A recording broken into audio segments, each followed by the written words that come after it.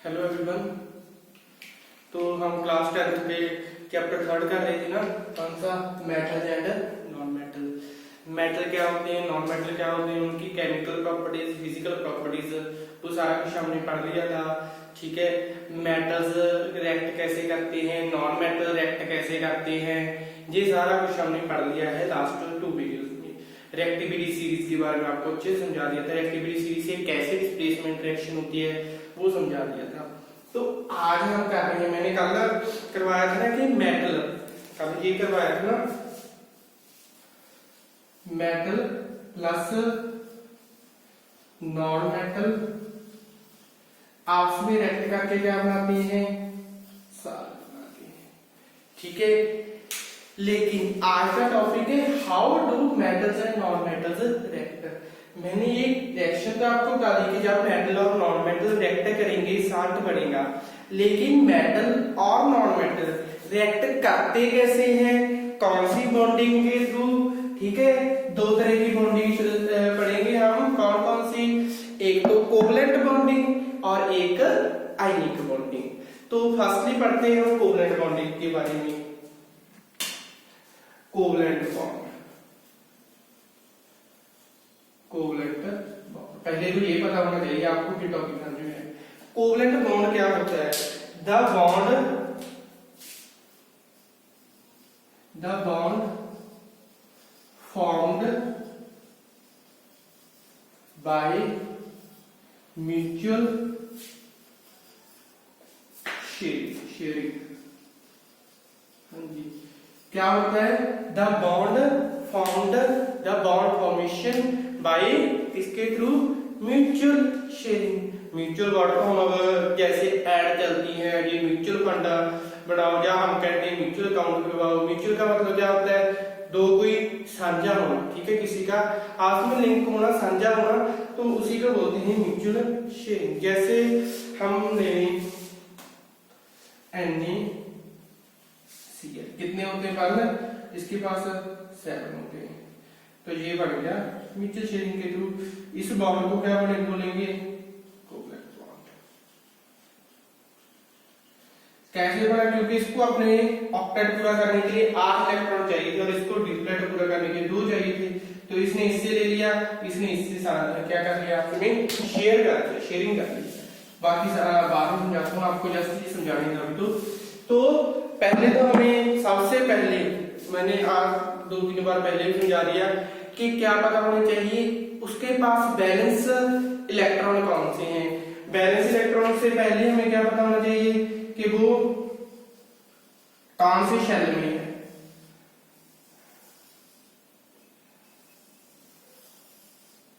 ठीक है, जैसे एक इन शेल बनाया मैंने KL,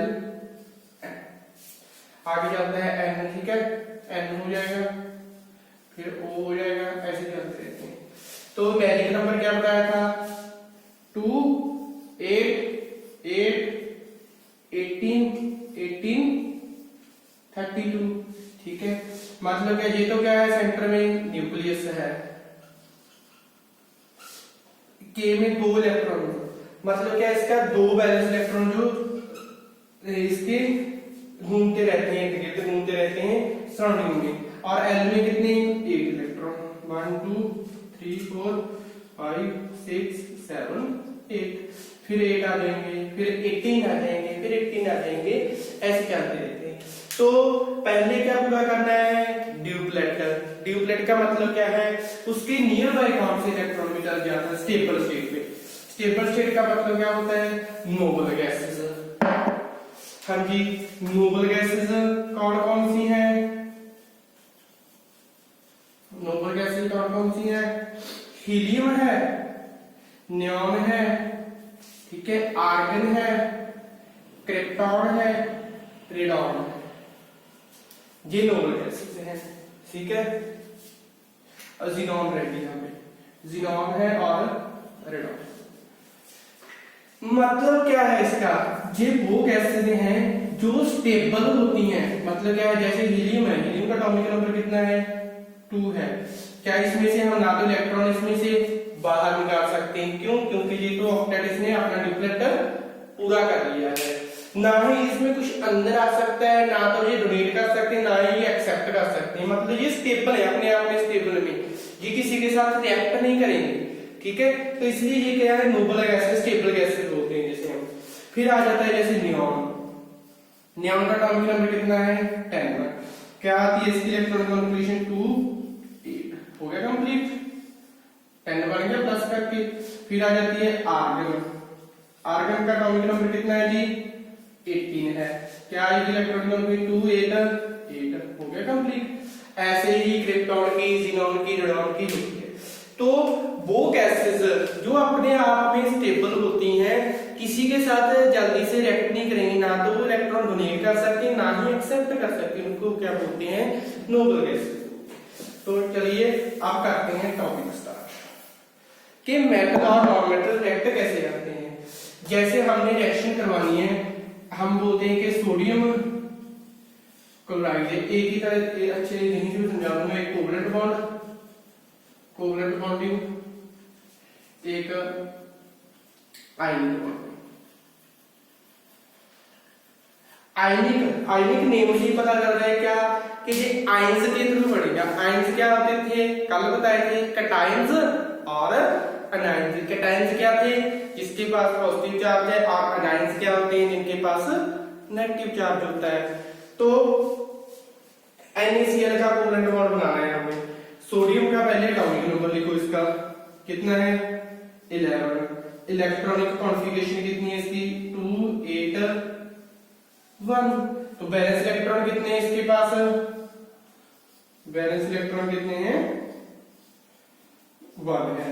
क्या कहता है, आउटर मोस्ट शेल में जितने भी इलेक्ट्रॉन हैं वो उसके बैलेंस इलेक्ट्रॉन होते हैं, क्योंकि यहाँ तक तो ऑक्टेट का पूरा हो चुका है, यहाँ तक तो नोबल गैस बन चुकी है, तो बैलेंस इलेक्ट्रॉन जितने भी हैं वो उसके बैलेंस इलेक्ट्रॉन आ जाएंगे। वैसे ही क्लोरीन एटॉमिक नंबर कितना है इसका, 17। इलेक्ट्रॉनिक कॉन्फ़िगरेशन कितनी है, 2 8 7। बैलेंस इलेक्ट्रॉन कितने हो गए, 7, ठीक है। तो अब बॉन्ड बनाना है, Na के पास बैलेंस इलेक्ट्रॉन है, ये लगा दिया। Cl के पास 7 है, ये लगा दिया।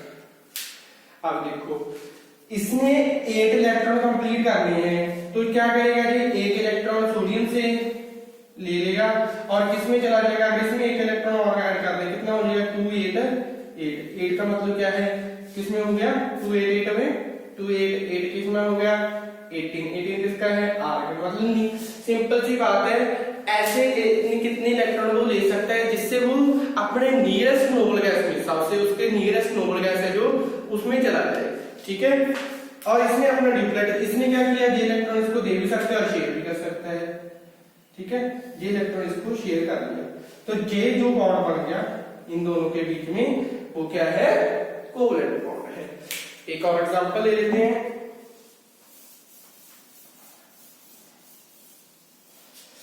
जैसे एल्यूमिनियम की ले लेते हैं, एल्यूमिनियम क्लोराइड। हाँ जी, ये बनता है ना AlCl3। कैसे बनता है, एल्यूमिनियम का एटॉमिक नंबर कितना है, 13। तो इलेक्ट्रॉनिक कॉन्फ़िगरेशन कितनी है इसकी, 2 8 3। बैलेंस इलेक्ट्रॉन कितने हो गए, 3 हो गए, ठीक है। क्लोरीन का अभी बता के नाम 17, ठीक है। Electronic configuration 2 8 7। बैलेंस इलेक्ट्रॉन कितने हैं, 7 है। तो एल्यूमिनियम कितने बैलेंस इलेक्ट्रॉन है, 1 2 3। क्लोरीन कितने हैं, 1 2 3 4 5 6। देखो इसने क्या करना है, ऑक्टेट पूरा करना है, एक इलेक्ट्रॉन ले लिया, बॉन्ड बन गया। लेकिन अभी इसके पास 2 बैलेंस इलेक्ट्रॉन और पड़े हैं, तो 2 क्लोरीन और लगा दो,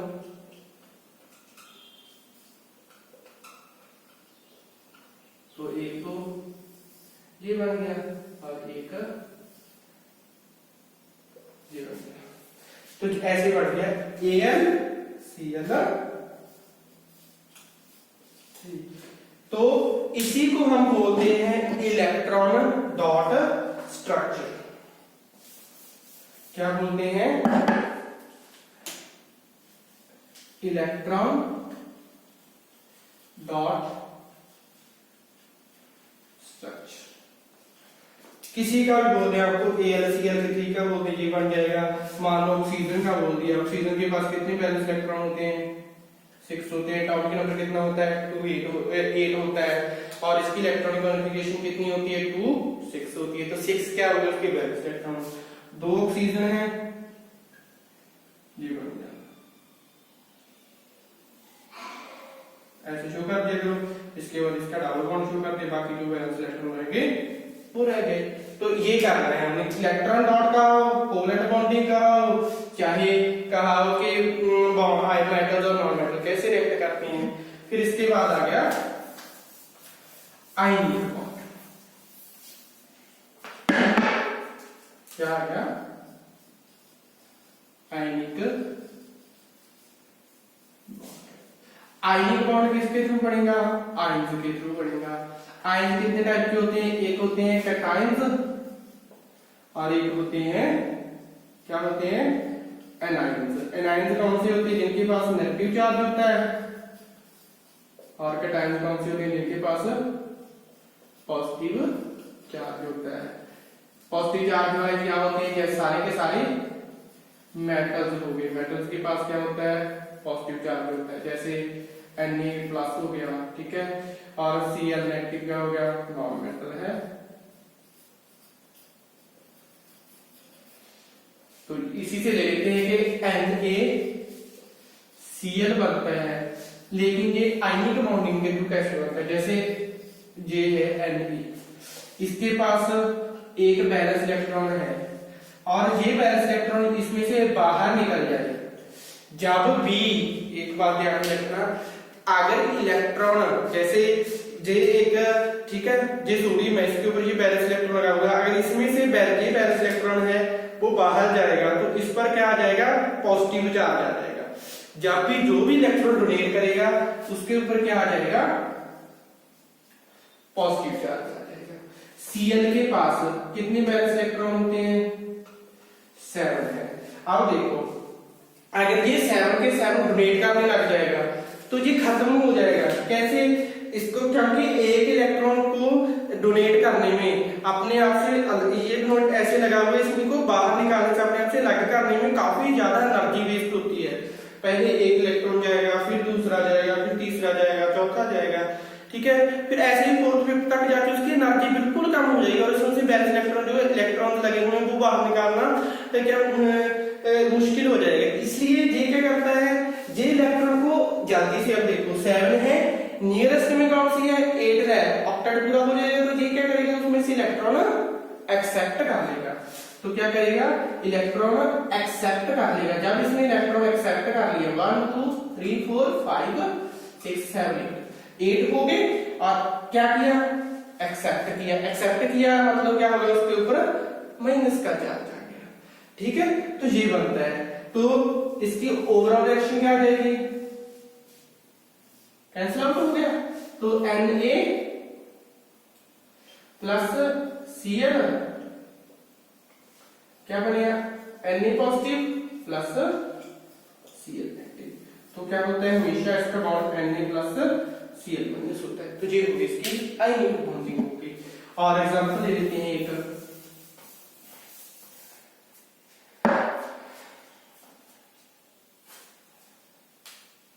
जैसे KCl की ले लो, इसी के साथ वाली हो जाएगी KCl। के क्या है? पोटेशियम कितना होता है? 19। कितनी होती है? 2 8 8 1। कितने बैलेंस इलेक्ट्रॉन हो गए? 1। क्या करेगा? 1 है, इलेक्ट्रॉन बाहर निकालेगा। बाहर निकला, उसके ऊपर क्या चार्ज आएगा? प्लस का। क्लोरीन के ऊपर पास कितने होते हैं? 7। क्या करेगा? एक इलेक्ट्रॉन ऐड कर देगा। जब एक इलेक्ट्रॉन आ गया तो क्या चार्ज हो जाएगा? माइनस का। तो क्या लिखते हैं इसको? K plus Cl minus. हाँ जी, ये बना के देखना आप। MgO मैग्नीशियम ऑक्साइड कैसे बनता है, ठीक है। तो ऐसे ही आप इसको बना के देखना सारे के सारे, ठीक है। तो ये था हमारा आज का टॉपिक कि मेटल्स और नॉन मेटल्स हैं जो वो रिएक्ट कैसे करते हैं, ठीक है जी। तो नेक्स्ट वीडियो में एक पार्ट रहेगा हमारा मेटलर्जी का, एक्सट्रैक्शन ऑफ मेटल के मेटल्स को कैसे बाहर निकाला जाता है, एक्सट्रैक्शन उनकी कैसे होती है, और नेक्स्ट पार्ट में करेंगे। तब ये 3 पार्ट हो गए हमारे, ठीक है। 10th के 3rd चैप्टर के मेटल एंड नॉन मेटल के बारे में अच्छे से हो गए, ब्रीफ डिस्कशन हो गई। तो आप अच्छे से इसको वीडियो को अगर एक बार में समझना है इधर 2 बार देख लिया करो, ठीक है। आपके पास ही पड़ी है, कभी भी देख लो। तो ज्यादा से ज्यादा चैनल को सब्सक्राइब भी करो, लाइक और कमेंट भी करते रहना। Thank you.